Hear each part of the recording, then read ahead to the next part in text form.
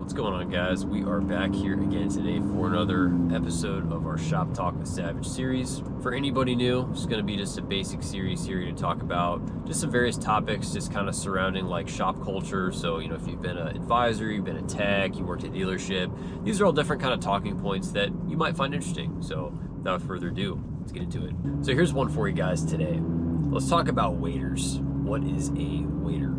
So, customer schedules a service for their vehicle. Instead of dropping it off to leave with the facility, they're going to stick around, hang out, and wait in maybe a waiting area while their vehicle is serviced.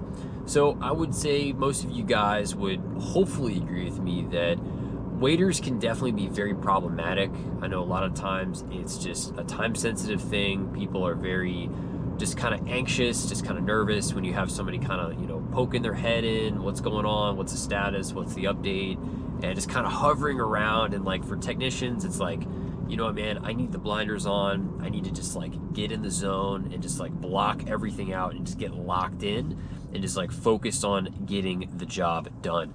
And it can be very difficult to do that, like when you constantly have like, interruptions from the guy kind of poking around like the waiting area. And it really just makes it very difficult to just like efficiently work throughout the day. Now, I'm not entirely opposed to customers having the option to be able to wait on their cars if it's something very simple, right? Oil change, tire rotation, state inspection, just very, very simple things.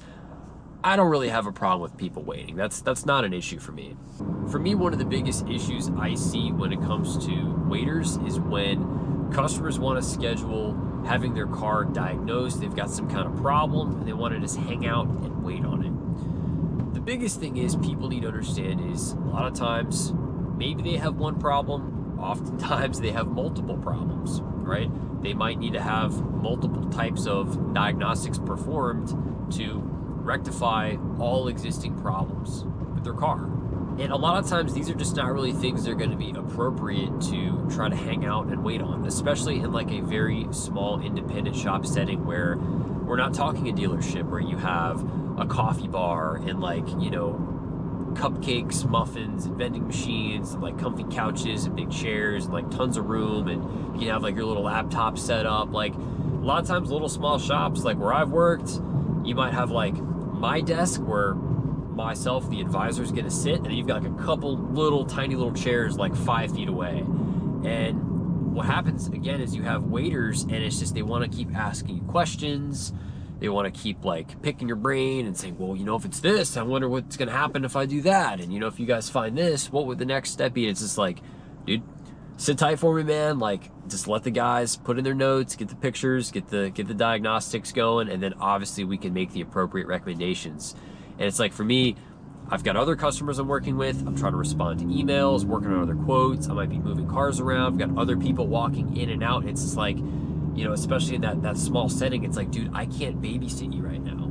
So I really am a firm believer, like, especially in those types of settings, there just needs to be a firm policy of, look, man, like, basic stuff, in and out oil change, rotation, like little small stuff like that.